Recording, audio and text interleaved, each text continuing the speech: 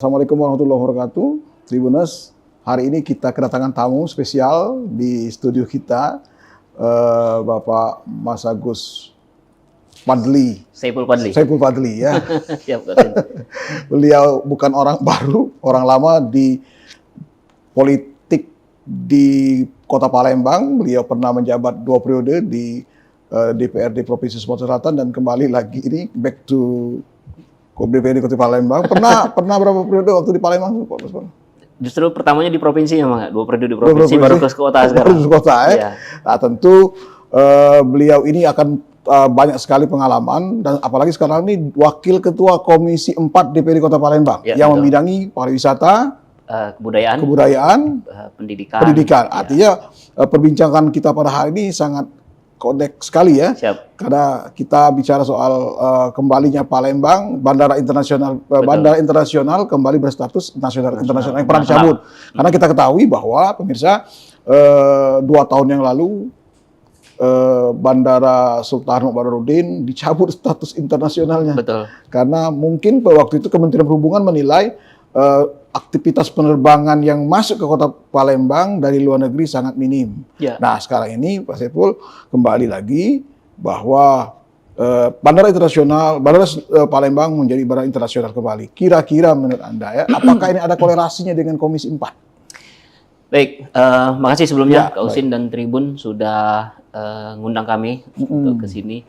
Jadi kaitannya dengan kembalinya bandara kita, tepatnya tanggal 25 April yang lalu. Ya. Kembali menjadi bandara internasional. Tentu ini kerja keras dari semua stakeholder, termasuk teman-teman media ya, yang terlalu menyuarakan kenapa bandara kita yang terinternasional dicabut ya, sehingga menjadi domestik. Nah, dan itu sangat merugikan pemerintah kaitannya dengan income lewat PAD yang para wisatawan yang harusnya dia langsung akses ke Palembang harus dulu ke Jakarta transit dan ini sangat merugikan.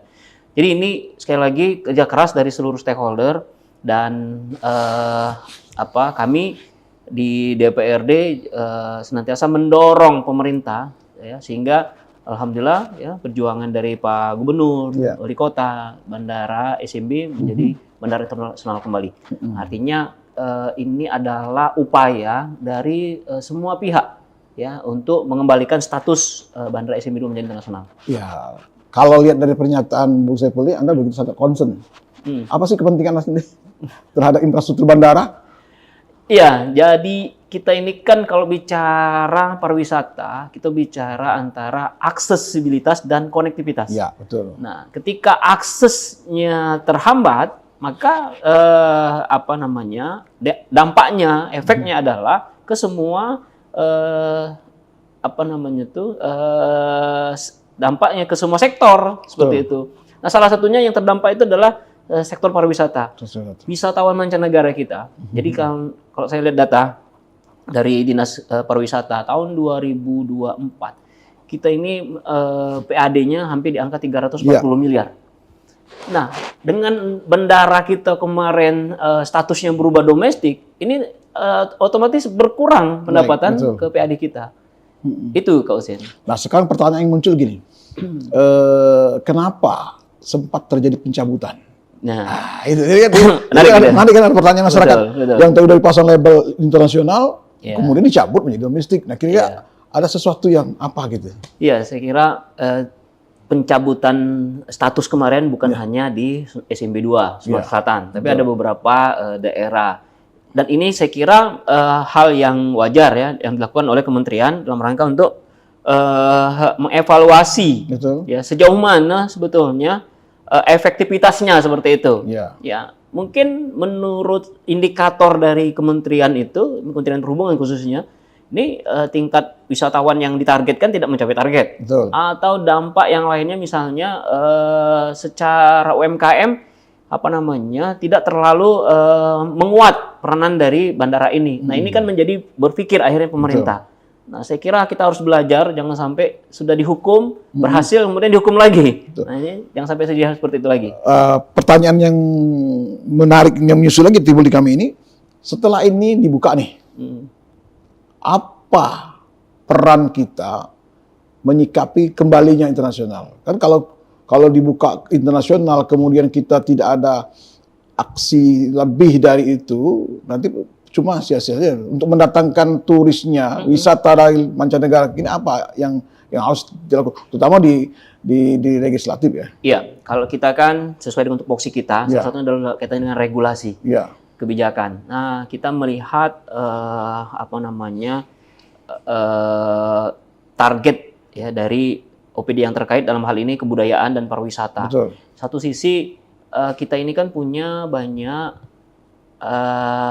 aset wisata. Ya. Palembang ini kan kota tertua di Indonesia. Betul. Jangan sampai kata tertua itu hanya tinggal sebuah kenangan. Betul. Nah, maka harus disupport ya dengan tingkat tujuan dari orang yang akan berkunjung ke Palembang. Ya. Makanya kan kita ada yang namanya Palembang sebagai kota budaya, Betul, budaya. yang kedua sebagai kota wisata kuliner, yang Ya. ketiga Palembang juga sebagai wisata air gitu Betul. ya.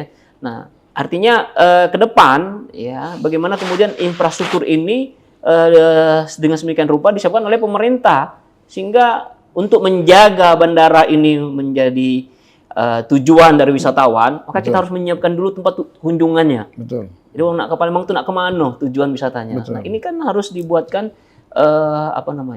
ya semacam dari dinas terkait ya gimmick yang mendatangkan orang-orang untuk hadir ke Palembang seperti itu. Kalau kita lihat potensi ya, katakanlah kan Palembang tidak seperti daerah lain ya, punya potensi wisata alam ya, Betul. yang luar biasa. Orang-orang ke Palembang ini bingung mau kemana gitu ya. Iya. Sementara jarak wisata dari daerah lain dengan kota Palembang, pusat kota kan cukup jauh. Betul. Sehingga energi yang dipakai itu lebih menguras baik tenaga maupun finansial bagi pengunjung. Nah, kita pernah populer Palembang ini dengan wisata MAES ya. Mais. Gitu ya, Betul. dengan meetingnya, exhibition-nya. Exhibition. Apakah ini akan digerakkan juga nanti ke depan? Ini yang salah satu kami dorong. Jadi beberapa waktu lalu kami kehadiran teman-teman dari Asosiasi Pelaku Pariwisata Indonesia. Ya, Jadi teman-teman dari ASPI ini terus menyuarakan. Nah, Betul. salah satu yang kita akan kawal adalah bagaimana Sumatera Selatan ini mempunyai badan promosi pariwisata, Ya. BPPD daerah. Nah, badan promosi pariwisata ini saya kira harus segera dibentuk ya.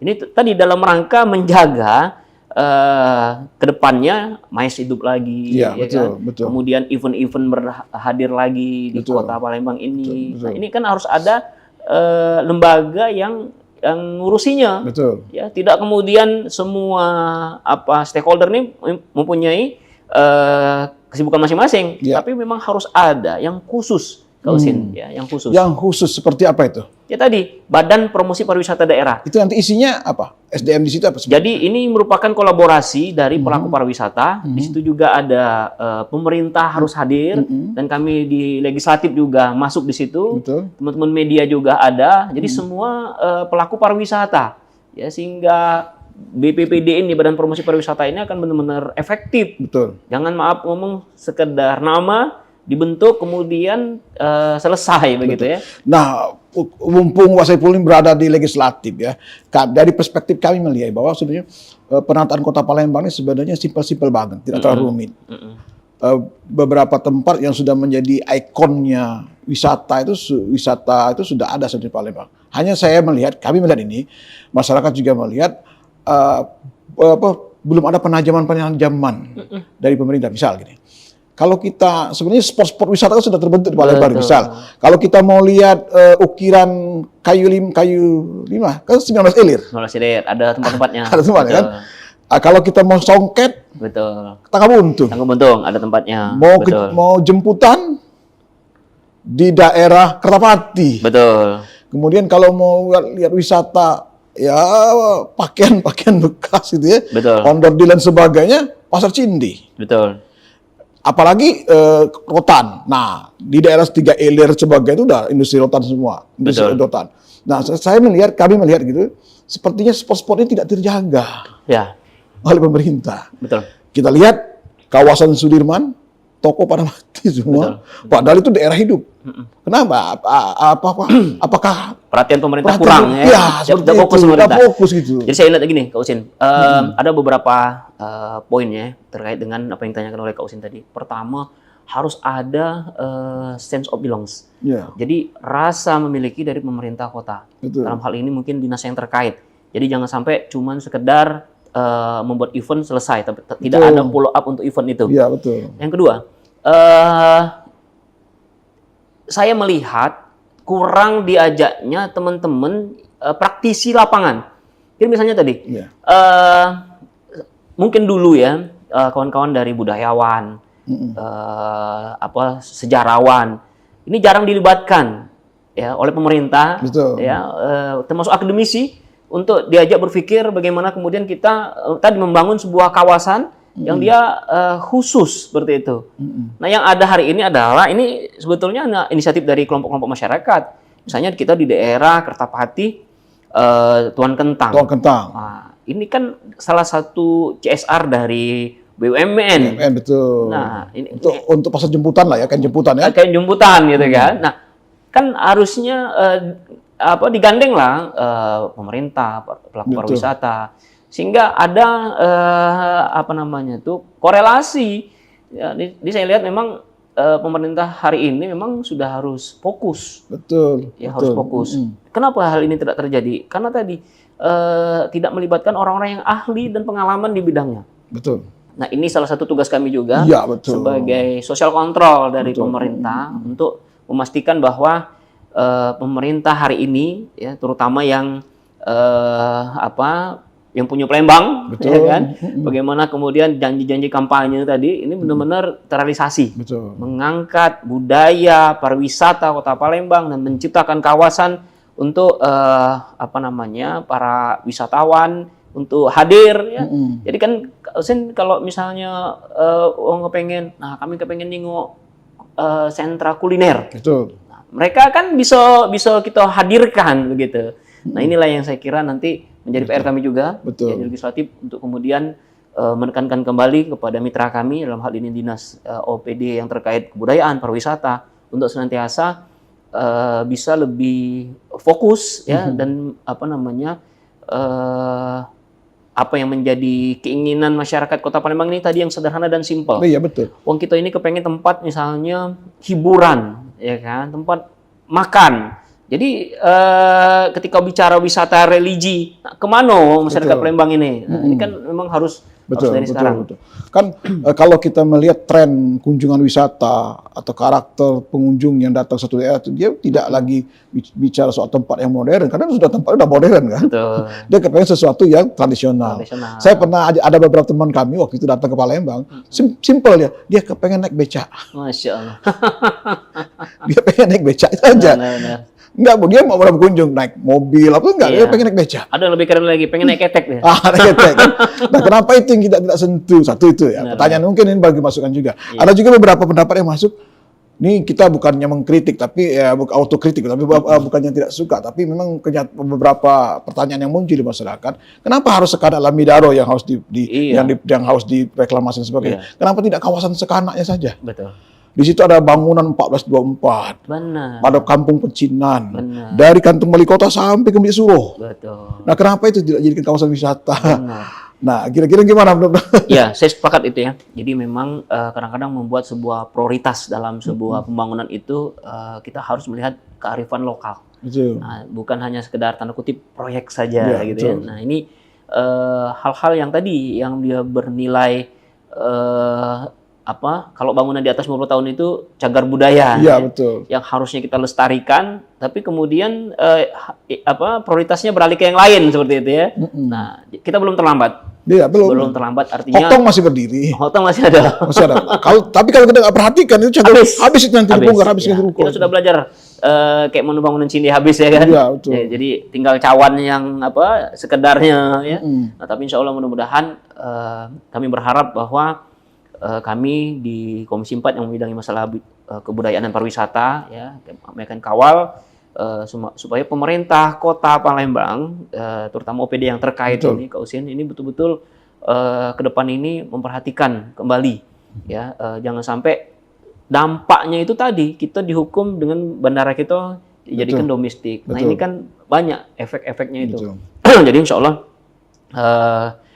dengan adanya dialog seperti ini ya, ini akan menjadi sebuah trigger juga bagi pemerintah Kota Palembang.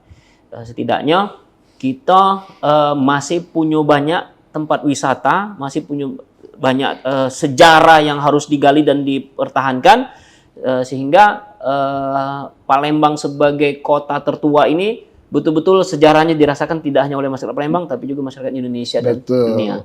Satu hal, Pak Saiful, saya pernah baca satu tulisan dan saya dengar langsung ungkapan peneliti kuliner lah.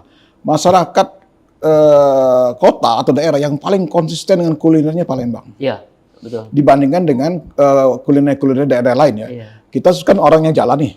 Kita lihat Jogja misalnya. Ada nggak orang Jogja yang nangkring makanan tradisionalnya? Iya. Tidak begitu ya. Betul. Daerah. Tapi kalau kita kota Palembang, Pempek. Iya. Itu tidak pernah sepi. Benar. Dari mulai dari pempek sepeda, Iya. sampai ke toko. Betul. Selalu penuh. Benar. Nah, ini kan luar biasa support perusahaannya. Benar. Apakah ada perhatian khusus lagi ke pemerintah untuk mensupport usaha-usaha seperti ini? Harusnya ada ya, karena kalau melihat data ini bahan baku ikan itu ikan. Itu kan luar biasa, berapa ton ya, yang dihasilkan ya. Betul. Berapa banyak yang sudah istilahnya diproduksi, tidak hanya di dalam tapi juga keluar ya. Nah, ini kan luar biasa. Jadi, tapi tadi menjelaskan sedikit. Sumbernya itu justru bukan dari orang kita. Betul, dari luar. Bahan bakunya. Jadi ada luar biasa potensi, tapi dihilirisasinya. Benar. Nah, itu gimana? Iya, sekali lagi memang ya pemerintah harus hadir. Betul. Ya kan? Harus hadir. Jangan sampai menjaga ekosistem ini ada yang menjadi tersumbat gitu. Betul. Ya. Nah, jadi kaitannya itu Kak Husin ya, ketika kita bisa menjaga UMKM ini dengan baik ya kan, setidaknya kita akan menjaga pariwisata yang hadir ke tempat kita, dan dampaknya adalah ke PAD. Betul. Pendapatan asli daerah pemerintah itu akan meningkat gitu ya. Kalau PAD naik, TPP naik gitu.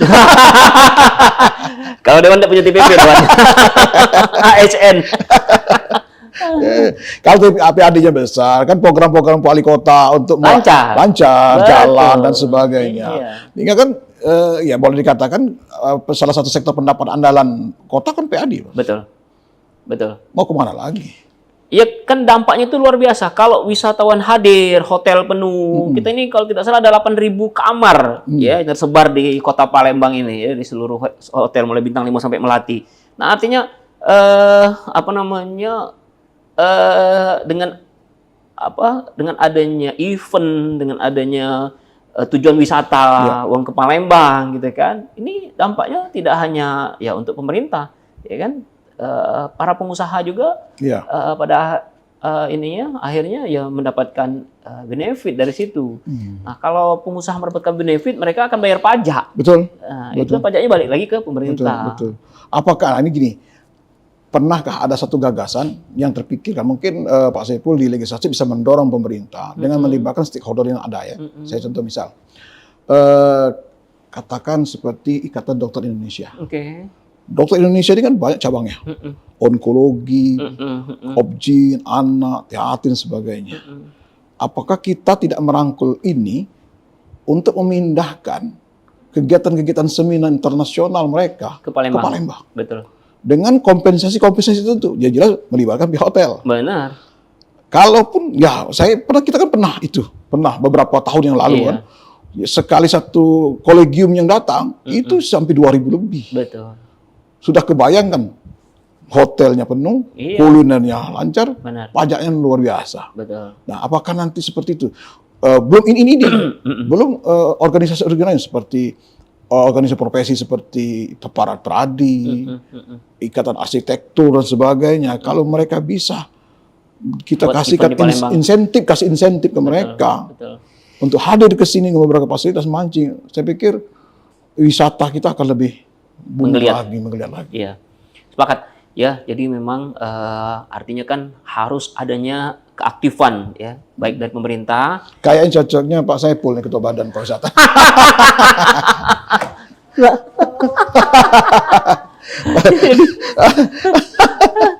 jadi jadi Tapi kalau sudah jadi itu, kali saya ikut. lebih banyak yang ahli ya. Jadi kan gini, apa namanya? Kalau sekali lagi kita bicara dengan kepedulian dari pemerintah.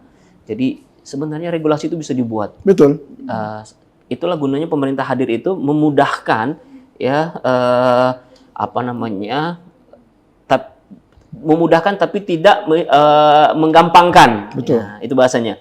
Artinya tidak dipersulit ya ketika ada asosiasi atau komunitas yang pengen buat acara nasional di Kota Palembang, ketika pemerintah menyiapkan infrastrukturnya dengan baik. Betul. Jadi misalnya Kak Usin, pengen naik kapal Putri Kembang Dadar begitu kan, untuk menikmati pemandangan Sungai Musi di Kota Palembang. Iya. Tapi pemerintah tidak siap dengan kapalnya, macet misalnya. Nah ini kan salah satu poin. Iya, poin, betul. Nah, artinya dari segi itu kita juga harus menyiapkannya. Betul. Nah belum lagi yang lain-lainnya. Jadi memudahkan para pelaku usaha, ya. Artinya pemerintah sedang membuat tambang emasnya sendiri. Iya. Ya kan? Kalau mereka dipersulit, ya artinya ini akan menjadi sulit juga. Anda yakin dengan pemerintahan saat ini? Kalau saya melihat, ya harus tetap ada kontrol dari legislatif. Ya. Ya, karena bahasa yakin atau tidak yakin itu kan akan kita lihat buktinya di lapangan. Betul. Nah, kalau kontrolnya lemah dari legislatif, ya saya yakin juga apa namanya tidak akan efektif. Betul. Begitu. Jadi harus ada kolaborasi eksekutif, legislatif, kemudian dari stakeholder yang lainnya, pelaku wisata khususnya, teman-teman media. Nah, ini harus bersama-sama. Makanya Badan Promosi Pariwisata tadi ke depan ini memang harus segera dibentuk, Kak Husin. Perlu ada insentif-insentif khusus untuk hotel, pelaku wisata lain? Harus ada. Jadi apa untuk event-event tertentu ya. Kan begini, kalau hukum dagangnya itu kan, Ya. beli 10 dengan beli 100 kan beda.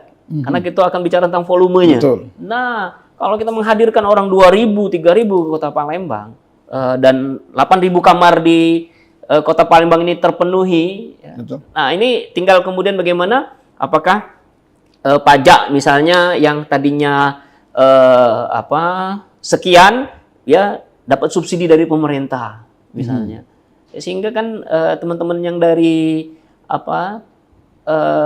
event organizer ataupun yang mengadain kegiatan tadi juga akan ngomong, ini kalau di Kota Palembang ada event, kamarnya kami lebih dapat diskon khusus. Betul. Ya, sehingga akan menjadi pembicaraan ya kan. Betul. Nah, jadi Palembang ini tidak hanya di kota yang banyak wisata kuliner, wisata sejarah, wisata sungainya, tapi pemerintahnya hadir. Betul. Dengan cara apa? Mereka memberikan diskon-diskon khusus ya, yang mereka mengurangi dari pajak yang harus dibayar begitu. Artinya mengalah sedikit, tapi Untuk dapatkan yang banyak. Untuk yang banyak. Perlu seperti itu. Betul. Oke. Sekarang selain inovasi seperti insentif yang harus dikeluarkan oleh pemerintah, ada regulasi lain yang harus dilakukan untuk menyikapi bandara kita saat ini? Kalau di daerah bandara-bandara yang sering ketika kami dinas kunjungan ya, saya melihat pertama kali orang itu disambut dengan kesenian daerah. Nah kita ini kan lagu di bandara itu lagu-lagunya itulah. Betul. Ya. Nah ketika orang ke Jogja itu ada pementasan ya di bandara itu. Nah, sehingga ada semacam stand khusus juga. ada stand khusus. Ini pelaku seni akhirnya dilibatkan. Betul. Dan ini kan menarik perhatian. Ya. Jangan-jangan, wah kami kangen dengan Palembang. Jingok ada misalnya pementasan Dol Muluk misalnya di bandara. Ya, itu kan keren. Betul. Nah, jadi gimmick-gimmick seperti ini juga harus sering dibuat ya. Betul, betul. Ya, sehingga menarik perhatian para wisatawan yang hadir. Ada satu pertanyaan yang sering kami tangkap di pembaca kita ya, baik secara offline maupun online gitu, Pak. Ini kaitannya tentang mendongkrak kunjungan wisata. Keberadaan rumah Bari. Rumah Bari, betul. Apakah ada keinginan dari Komisi 4 untuk mengeluarkan rumah Bari di museum itu ke lokasi terbuka? Nah, kita belajar seperti ini. Kita belajar seperti di Bukit Tinggi, rumah adat Minangkabau. Ya. Dia berada di space tanah yang terbuka. Di sana pengunjung datang, ada tempat wisatanya, ada kuliner, stand kulinernya, kemudian bisa pakai baju adat, beputu dan sebagainya. Nah, di kita tidak.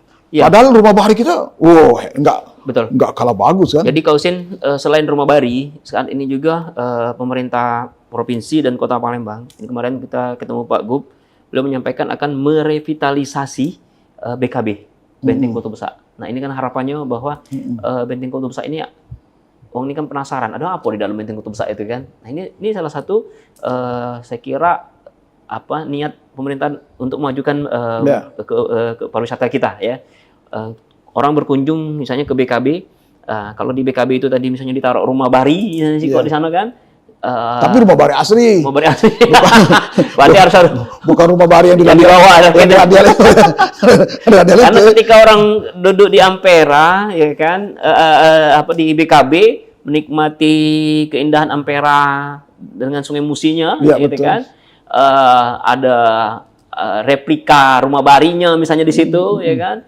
Ini kan tentu menjadi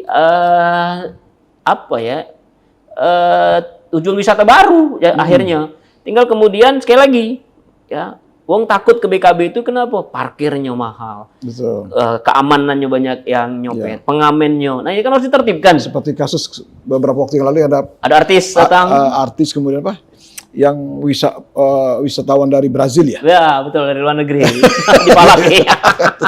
Nah, yang kayak gini kan kita jadi malu. Makanya salah satu terobosan yang kami sampaikan dulu kan kita ada polisi pariwisata. Saya bilang ke kepala dinas, ya Pak, tolong diaktifkan lagi polisi pariwisata itu. Paling tidak menjaga ya kan image bahwa Palembang itu tidak aman, bahwa Palembang itu banyak juru parkir liar segala macam. Nah, ini harus kita bantah dengan aksi nyata.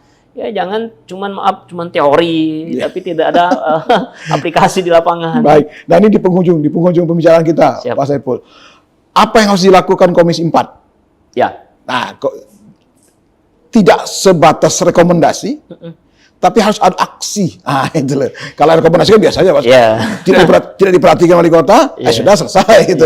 Ini apa yang harus nyata-nyata? Ya, baik. Pertama, ini agak berat nih penjelasannya.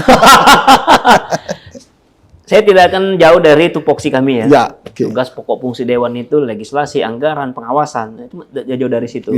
Hanya memang bagaimana kemudian ya kami memastikan bahwa pemerintah ketika membuat sebuah regulasi itu tidak memberatkan dunia usaha. Ini aksi nyata. Jadi ketika ada sebuah kebijakan ya yang mohon maaf yang memberatkan pelaku usaha, pelaku pariwisata, justru ini akan membuat bukannya pemasukan PAD, tapi justru sebaliknya. Satu. Yang kedua, kami ingin menyampaikan bahwa kami ini adalah social of control. Mengawasi kinerja dari pemerintah kota, dalam hal ini DPRD kota. Nah, sehingga ketika ada kebijakan ya yang bukannya tidak berpihak kepada masyarakat, tidak berpihak kepada pariwisata. Nah, inilah saatnya kami hadir di situ. Lalu yang berikutnya, tadi kami kan mendorong ya langkah nyata bagaimana kemudian pemerintah kota ini lebih mengambil langkah-langkah konkret dalam rangka untuk memajukan kebudayaan dan pariwisata di Kota Palembang sehingga wisatawan akan hadir ke sini. Salah satunya adalah dengan segera membentuk Badan Promosi Pariwisata tadi. Itu kan balik lagi situ lagi. Yang ketuanya Pak Saiful. Baik, terima kasih Pak Saiful. Paling sudah hadir berkunjung. Pemirsa, sebelum kita tutup jumpa kita pada hari ini, bahwa acara ini terselenggara atas dukungan dekor rumah yang lebih elegan dilihat, lebih nyaman untuk dinikmati, cocok untuk riasan rumah dan kantor. Baik, Bung Saiful, terima kasih atas kehadirannya di studio. Kami ucapkan terima kasih dan kita tunggu lagi aksinya, dan kita yakin bahwa DPRD, khususnya Komisi 4, memiliki komitmen yang tinggi untuk memajukan wisata di Kota Palembang. Demikian, sampai jumpa di lain kesempatan. Terima kasih. Wassalamualaikum. Insyaallah.